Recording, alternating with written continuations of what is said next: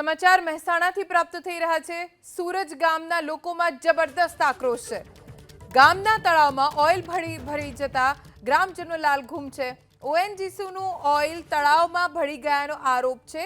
ઓએનજીસીની line leakage થતા oil તળાવમાં ભળ્યાનો આરોપ છે। આ તળાવનું પાણી પશુઓ પણ પીતા હોય છે, ત્યારે પશુઓના આરોગ્ય ઉપર ઓઇલ મિશ્રિત પાણી પીવાથી અસર થઈ શકે છે। हमारा संवाददाता हारून नागोरी पासेथी वधु जानकारी प्राप्त करीशुं। हारून, आटલું બધું ઓઇલ તળાવમાં ભળી રહ્યું છે, ઓએનજીસી પ્રશાસન તરફથી કોઈ પ્રતિક્રિયા આવી છે ખરી? મહેસાણાના છોટાઉદેપુર તાલુકાના સુરજ ગામની ઘટના છે કે મોડી રાતે ઓએનજીસીની જે પાઇપલાઇન છે ઓઇલની તે લીકેજ છે ને ત્યારબાદ તેના દ્રશ્યો છે। આપ સમજી શકો છો કે આ દ્રશ્યો કઈ રીતે ઓઇલ લીકેજ છે। આ રોડ ઉપરના દ્રશ્યો છે। રોડ ઉપર તમામ ઓઇલ ભરેલા જોવા મળે છે। આ જ ઓઇલ બાજુમાં આવેલા તળાવમાં પહોંચ્યો તો ને તળાવ સમગ્ર તળાવ ઓઇલથી ભરેલા જોવા મળી રહ્યું છે। આ દ્રશ્યોમાં પણ જોઈશું કઈ રીતે આ તમામ પાણી છે ક્યાંક ને ક્યાંક ઓઇલ વાળું જોવા મળે છે, જેના કારણે ગામ લોકોમાં રોષ છે। કારણ કે ગામ લોકોનો આક્ષેપ છે કે આ જ પાણી પશુઓ પીવે છે અને આ પાણી પીવાથી પશુઓ ક્યાંક ને ક્યાંક બીમાર પડશે। ગ્રામીણ વિસ્તારની અંદર દુધાળા પશુઓ હોય છે ને જે પશુપાલકો છે તે પશુ ઉપર નિર્ભર છે, ત્યારે આ રીતે ઓએનજીસીની લાપરવાહી ક્યાંક ને ક્યાંક પશુ પાલકો માટે મુશ્કેલી સાબિત કરી શકે છે। મારી સાથે ગામના સરપંચ અને અન્ય લોકો છે।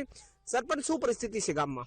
રાત્રે અંદાજિત 2 વાગ્યાના અરસામાં પાઇપલાઇન તૂટેલી છે અને રાત્રે કેમિકલ વાળું પાણી અને ખનિજ તેલ ક્રૂડ ઓઇલ બંને રાત્રે 2 વાગ્યાનું શરૂ છે। અહીં લગભગ 8 કલાક જેટલું પાણી અહીં તળાવમાં ગામના ગયું છે। ગામનું મુખ્ય તળાવ છે, બાજુમાં એક બોર આવેલો છે, તો પાણી પીવાના પાણીની સમસ્યા પણ ઉદ્ભવવાની છે।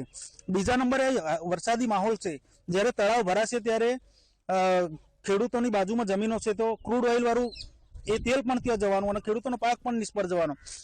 ત્રીજો સમસ્યા એ કે ગામની પશુઓ અહીં પાણી પીવે છે, તો એ લોકોને પણ પશુપાલકોને પણ ઘણી બધી સમસ્યા ઊભી થવાની છે।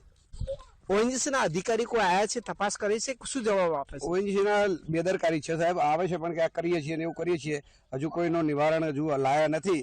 અમે એમના બોલાવીને ઘણી બધાના અધિકારીઓને જણાવ્યું છે પણ કોઈ હજુ આવ્યા નથી। કેટલા વાગે આ લાઈન તૂટતી હતી? રાત્રે 2 વાગે તૂટી હતી। તો પછી ઓએનજીસીના અધિકારીઓ તો કોઈ આવ્યું છે ને? કોઈ આવ્યા હતા પણ કોઈ જવાબ આવતા નથી સીધો। શું કીધું હતું ઓએનજીસી અધિકારી? અત્યારે હાલ બધા અધિકારી હાજર ભેગા થયા હતા ને એમને કહ્યું કે ભાઈ પંચાયત દ્વારા કોઈ નિકાલ લાવો, પણ અમારે પંચાયત દ્વારા નિકાલ નહીં લાવવો, અમારે તો જે પાણી તળાવમાં ભરાયું છે એ ખાલી કરો। સરપંચ, ઓએનજીસીના અધિકારીઓને લાપરવાહીને પંચાયત ઉપર ઢોરે શું કહેશો? અમારી 2 જ વાત છે એમને। પંચાયતની દ્રષ્ટિએ ગામ લોકોને અમારે હિત જાળવવાનું હોય। અમે એ વાત કરી કે આ પાણી જે કેમિકલ વાળું અને ખનિજ તેલ વાળું એ તાત્કાલિક ધોરણે આનો નિકાલ લાવો ઓએનજીસી દ્વારા।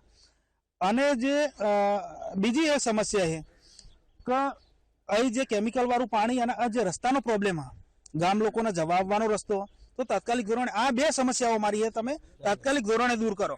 ગામ લોકોમાં રોષ જોવા મળે છે, કારણ કે જે રીતે પાણી કેમિકલ જ્યુસ છે, હું દ્રશ્યોમાં બતાવીશ કે અહીંયા કઈ રીતે મોટો ખાડો પાડી દીધો છે કેમિકલ વાળા પાણી। આ જ આ તળાવ છે, દ્રશ્યોમાં જોઈશું આ તળાવની અંદર કેમિકલ પાણી ગયું છે, જેના કારણે આખું તળાવ જે છે એ ક્રૂડ ઓઇલથી ભરેલું જોવા મળી રહ્યું છે। અહીંયાથી જ્યારે જે તૂટ્યું ત્યારબાદ ઓએનજીસીના અધિકારીઓ હવે અહીંયા પહોંચી રહ્યા છે, તેની પણ ગાડી આવી છે। આપ દ્રશ્યોમાં જોઈ શકો છો આ તમામ રસ્તા ઉપર, જ્યાં હું દ્રશ્યો બતાવીશ કે આ તમામ રસ્તા ઉપર ક્યાંક ને ક્યાંક જે ક્રૂડ ઓઇલ છે એટલે ભરેલું જોવા મળે છે। આગળના પણ હું દ્રશ્યો બતાવી કે કઈ રીતે ગામના ગાંદરાની અંદર કહી શકાય ગામનું જે મુખ્ય રસ્તો છે ત્યાં કેમિકલ પાણી ભરેલા જોવા મળે છે। આ તમામ વાહનો છે તે હાલ અહીંયા રોડ ઉપર પડેલા જોવા મળે છે, પરંતુ અહીંયા ઓએનજીસીના અધિકારીઓ જરૂર પહોંચ્યા છે, પરંતુ કોઈ નિકાલ થયો નથી। દ્રશ્યોમાં પણ જોઈ શકો છો, અહીંયા આપ જોઈ શકો છો કઈ રીતે મુખ્ય રસ્તો છે ને ત્યાંથી આ રીતે ઓએનજીસીની જે પાઇપલાઇન તૂટીને જેના કારણે આ તમામ ક્રૂડ ઓઇલ હાલ મુખ્ય રસ્તા ઉપર ભરેલા જોવા મળે છે। આ ક્રૂડ ઓઇલથી તમામ રસ્તો ભરેલો છે। સામે પણ જોઈ શકો છો રોડ ઉપર ક્રૂડ ઓઇલ છે। ગામનો ગાંદરો છે, સ્કૂલની બાજુની અંદર આ રીતે ઓએનજીસીની લાપરવાહી ક્યાંક ને ક્યાંક ગામ લોકો માટે માથાનો દુખાવો સમાન બની શકે છે। ઓએનજીસીની લાપરવાહી સ્થાનિકો માટે, પશુપાલકો માટે, ખેડૂતો માટે મુશ્કેલી છે।